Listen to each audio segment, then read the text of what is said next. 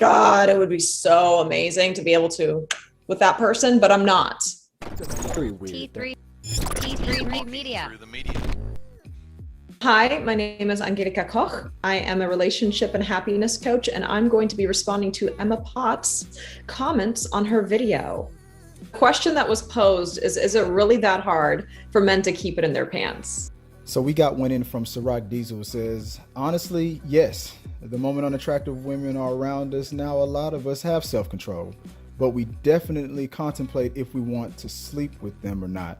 Absolutely. Now you add rich and want for nothing, that's half the battle. Most women are already taking their clothes off for you.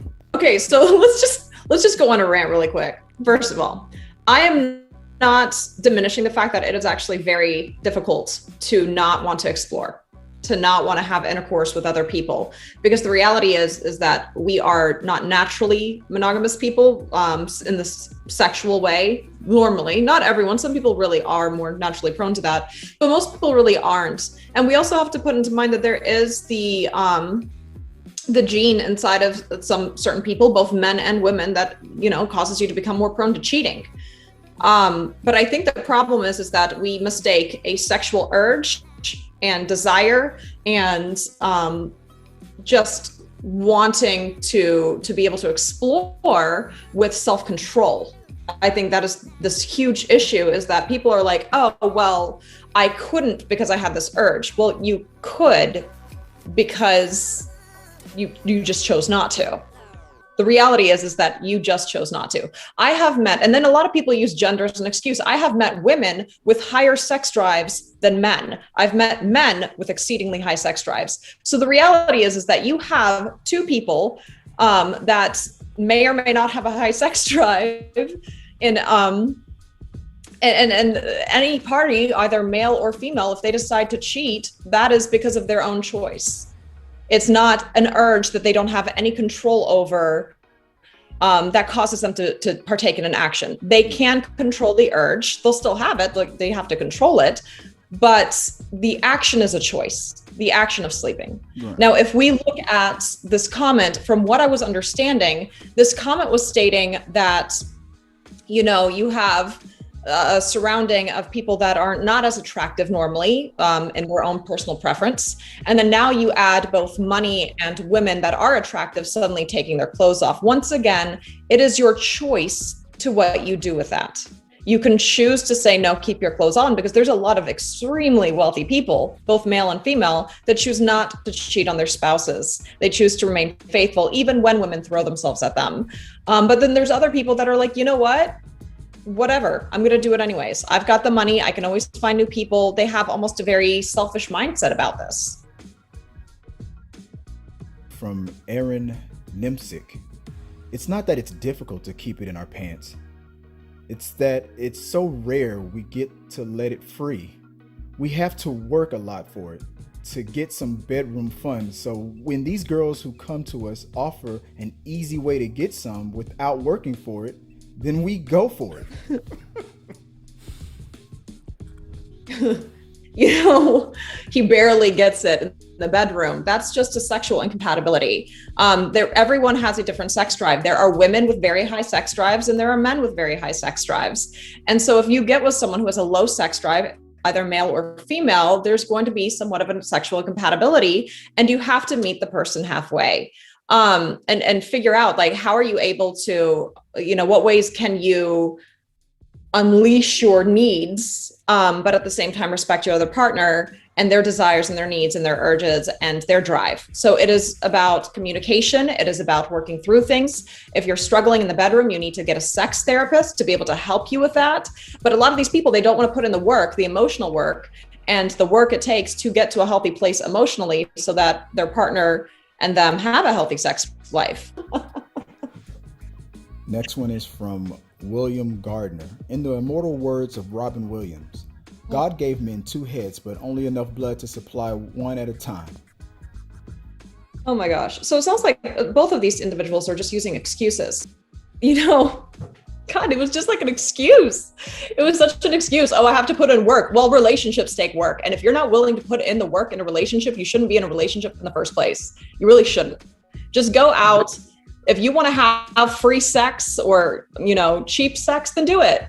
Just be safe about it, because the reality is, it doesn't matter how many people you have sex with. It matters whether or not you're safe about it. But what absolutely matters is if you're playing with someone and while you're in a relationship with another person. Like, that's wrong. Across the board, cheating is wrong. And there's no excuse. I don't care if your sexual needs are not being met. There is no excuse to harm another person, to put their life, or not just their life, but their health at risk. When life, I say, like, if you're going to give them a disease that they can contract that could potentially become deadly.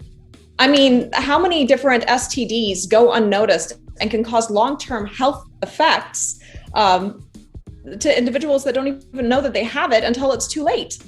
There are certain STDs that can even give you cancer in the long run if they go untreated. So really what the person is doing is they're saying, oh, well, this takes too much work. I don't want to put in this work. I'm going to get it for free. I want to get it cheap. And in the end, it's like, oh my God, you shouldn't even be in a relationship. If you don't want to put in the work, don't be in a relationship. Just don't. And if you want to have sex, like, with whoever you want, whenever you want, stay single. Do everyone a favor, stay single. From TheJerg, and he says, he's not wrong when he says that guys are programmed to have sex with 85% of the women. It definitely takes a lot of effort to overcome that. Second voice. Women with high sex drives have the same problem where they think sexually about so many people, or sometimes they don't. It really depends on the person. I don't want to generalize. It's about self-control. You're an adult, act like one. If you can't use self-control, well, stay single. Don't get in a relationship. If you really feel like you are going to be the kind of person that is unable to use self-control or just doesn't feel like it, don't hurt another person over that. Just, unleash your urges in a healthy way with people who understand clearly that you are there for more casual terms. And like I said, there's no shame in wanting to have a ton of different partners. Like, I'm not out here sex shaming people. I'm not out here, saying, oh, you shouldn't have a ton of partners. If you want a ton of partners, freaking do it. But don't get involved in a relationship, in a monogamous relationship with that. Don't. Just don't. And be safe about it. Keep yourself safe. Wrap it up. Freaking wrap it up. Get yourself tested regularly. Don't allow your own personal health to impact others. Take the precautions. And don't be ashamed to admit it if you have something. We continue with James Emmerich. The world doesn't care about men's issues. That part of the bit hit way too hard. What do you think about that? I kind of agree and disagree with that. I really do. So there are issues that people are not talking about enough. Male suicide rate, male violence against men, abuse against men. Those are issues that are not spoken about as much as they are with women. Look at if a man is being physically, emotionally abused by a woman, if a man is afraid for his life because his woman is being exceedingly abusive, you don't get taken as seriously as a man.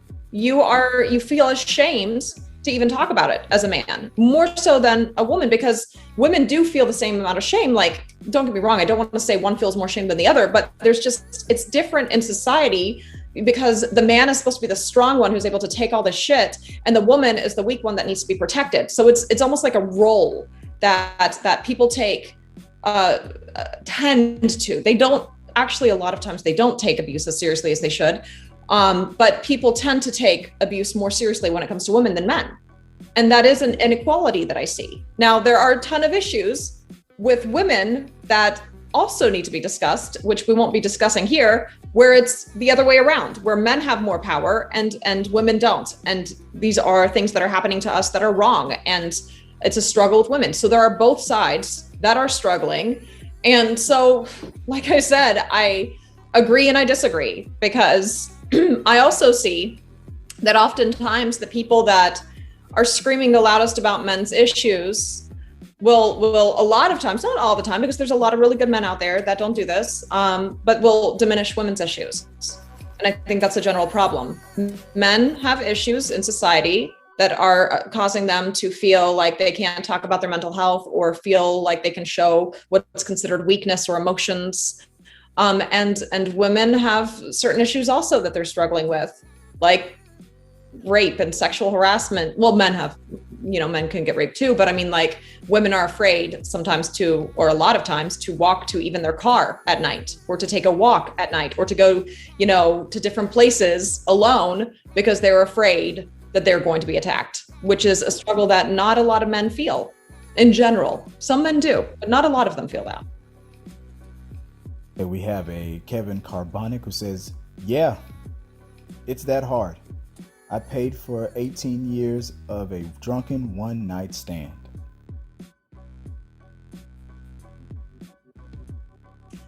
He decided to have intercourse with a human being, I'm assuming that's what he says, and ended up getting her pregnant. Well, that comes with a risk. That's what happens. If you have sex, you might get someone pregnant. Random Guy 9113 says, imagine a young introverted guy that doesn't have much experience with women suddenly receive a bunch of attention from good-looking women that he never would have dreamt of having a chance with before. It won't take much to tempt a man. Well, yeah, wouldn't take much to tempt a woman either. That's the reality. Temptations are not a bad thing. Having a temptation doesn't mean you have to give in to the temptation. That's the reality. If you allow your insecurities to rule your life, you're not going to have a very emotionally healthy life. You're not. You have to heal the insecurities within yourself. Being a secure person means understanding your value and your worth. So if you're in a relationship with someone you truly love and you're fulfilled with, and you want it to work, when beautiful women that might be like the most gorgeous, physically incredible woman you've ever seen in your life, when they come to you, you're good. Yeah, you'll have the temptation. You'll be like, God, it would be so amazing to be able to with that person, but I'm not, because I love my woman. And I know that it, number one, is going to destroy her emotionally. It's going to cause so much damage. It could be an irreparable thing that I do to this relationship, and it's just not worth it. The reward of that moment of pleasure is not worth the cost of losing the love of my life. Temptation is not bad. Having sexual urges is natural. Wanting to have sex with a lot of people, that's natural, completely natural. There's no shame in that. We shouldn't shame that. But deciding to choose the action of cheating, that's unacceptable. That's a choice. You don't have to do that. You're choosing to do that. You're following a natural urge that you don't need to follow. You really don't. And in turn, you're creating long-term damage to someone that you claim to love. Is it hard for men to keep it in their pants? My name is Angelika Koch. I'm a relationship and happiness coach. You can find me on YouTube under Angelika Koch. You can find me on TikTok under Nerdy Traveling Writer. And you can find me on Instagram also under Nerdy Traveling Writer.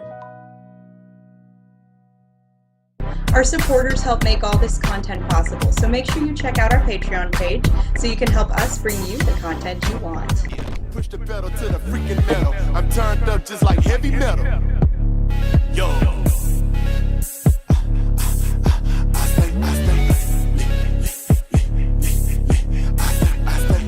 Turned up on another level. Push the pedal to the freaking metal. I'm turned up just like heavy metal.